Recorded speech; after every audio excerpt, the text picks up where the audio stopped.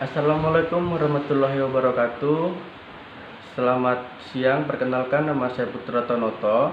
Saya mahasiswa Politeknik LP3 Medan, terkhususnya saya dari kelas Administrasi Bisnis 1701. Pertama-tama izinkanlah saya untuk menyapa terlebih dahulu, yaitu Bapak Iwan Kusuma Sihombing MSI selaku dosen metode penelitian, kepada Bapak Direktur Politeknik LP3 Medan, Bapak Syahril SE MSI, teman-teman seperjuangan saya, serta teman-teman administrasi bisnis 1701 yang sangat saya sayangi dan sangat saya cintai. Nah, pada tahap ini kita akan membahas pendahuluan. Di pendahuluan ini terdapat 4 poin, yaitu ada latar belakang masalah, rumusan masalah, tujuan penelitian, serta manfaat penelitian.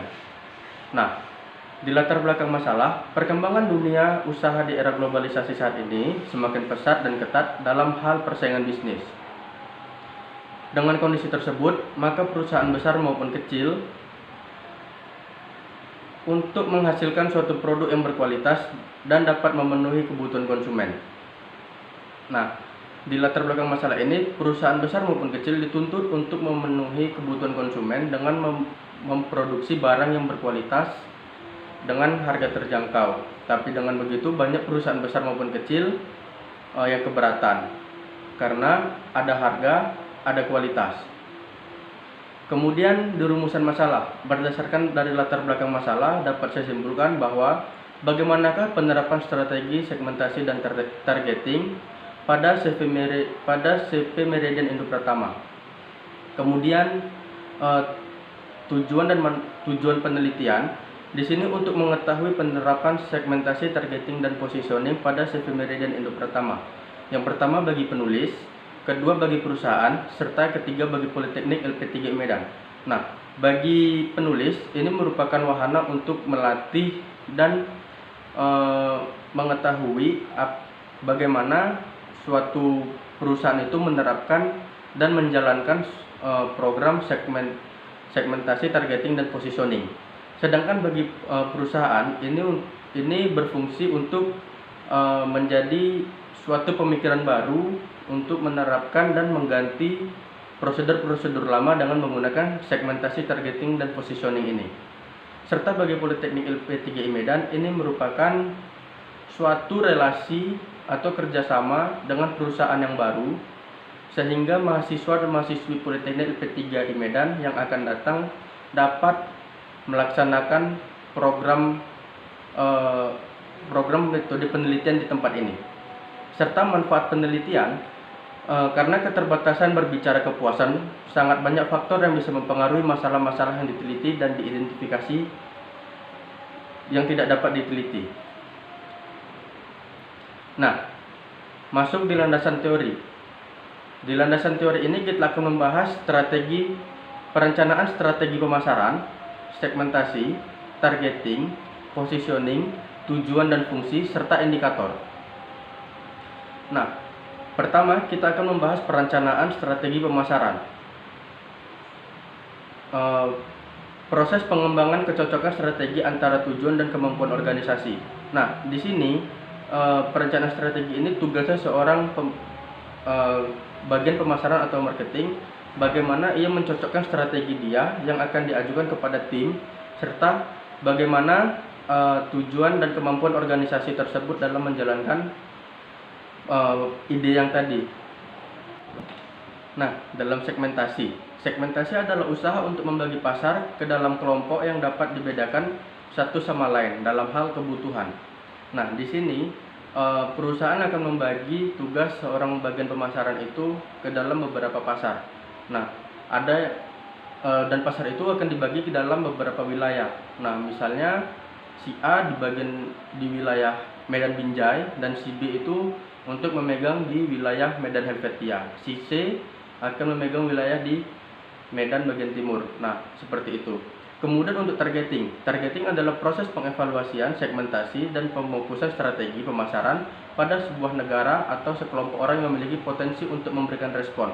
Nah, di targeting ini, setiap bagian pemasaran akan mengevaluasi segmentasi dan pemukusan strategi mereka dalam produk yang mereka jual ke ke toko-toko relasi, atau bahkan mereka bisa menjualnya ke mancanegara. Sedangkan untuk positioning di sini mencakup kegiatan merumuskan penempatan produk dalam persaingan dan menetapkan bauran pemasaran yang terperinci. Nah, positioning ini dia melakukan kegiatan, misalnya kita melihat dari kompetitor lain, itu kompetitor mengeluarkan produk baru dengan harga yang relatif murah. Dan tugas kita itu kita harus merumuskan bagaimana supaya produk lama kita itu tetap jalan dengan kualitas yang sangat efisiensi. Pada tujuan kita akan membahas produk, price, promotion, dan place. Yang pertama, produk. Dalam setiap perusahaan dia akan menjual produknya dan dia akan berpikir bagaimana produknya itu laku di pasaran dan banyak diminati oleh orang-orang. Kemudian harga. Nah, dalam menentukan harga kita juga harus melihat persaingan dari kompetitor. Bagaimana mereka menentukan harga? Apakah jauh lebih murah? Apakah jauh lebih mahal? Nah, jika mereka melakukan harga yang lebih mahal, maka kita akan mengikuti mereka. Misalnya mereka memiliki harga 50.000. Nah, kita bisa dapat menjual sedikit lebih murah dengan 49.500. Nah, artinya kita lebih murah Rp500. Tapi kalau mereka menurunkan harga, misalnya dari 50.000 diskon menjadi 25.000. Nah, usahakan kita itu harus mengikuti mereka. Kalaupun tidak mengikuti mereka, mungkin kita dapat menaikkan sedikit harga dari mereka, tapi dengan tambahan beberapa merchandise. Kemudian untuk promosi. Nah, promosi ini dapat kita lakukan melalui media cetak, media elektronik, seperti kita menyebarkan brosur dan kita melakukan kunjungan ke beberapa toko untuk menawarkan produk-produk bahwa produk kita ini sedang melakukan promosi. Nah, tempat ini kita harus melihat bagaimana produk kita ini dan sasarannya. Misalnya untuk produk sanitari. Nah, produk sanitari ini banyak dipasarkan untuk ke toko-toko keramik atau beberapa panglong. Nah, berdasarkan fungsi dan indikatornya. Nah, segmentasi, targeting, dan positioning ini memiliki dua fungsi, yaitu berdasarkan atribut dari produk dan berdasarkan pemakai. Nah, berdasarkan atribut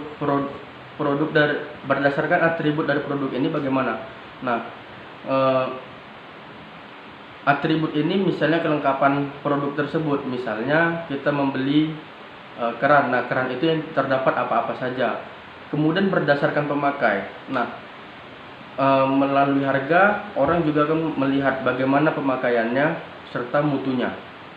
Sedangkan dari indikatornya, kita melakukan analisis pesaing, memiliki keunggulan yang ditawarkan, serta merancang bauran pemasaran agar konsisten. Nah, yang pertama, melakukan analisis pesaing.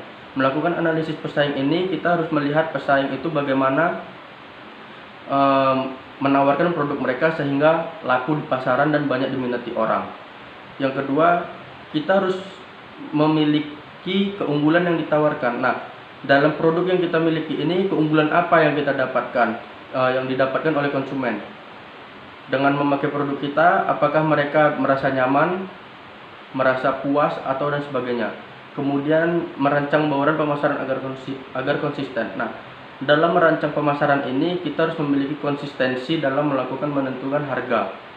Karena jika sebentar-sebentar harga naik, sebentar-sebentar harga turun, maka toko pun akan sulit untuk melakukan penjualan. Nah, untuk metode penelitian sendiri, tempatnya saya berlokasi di Jalan Gatot Subroto, Komplek Tomang Elok, nomor 78A, Medan. Kemudian untuk metode pengumpulan datanya, saya melakukan observasi dan wawancara. Nah, observasi ini gunanya untuk melakukan pengamatan secara langsung guna mengumpulkan data.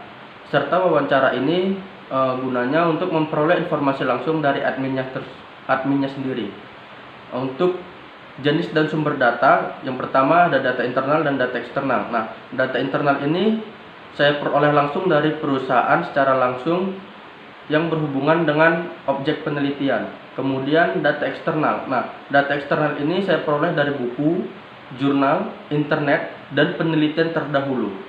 Serta di sini ada juga metode analisis data. Nah, di sini saya menggunakan deskriptif atau kualitatif. Nah, sekianlah hasil video presentasi seminar saya. Saya ucapkan banyak terima kasih jika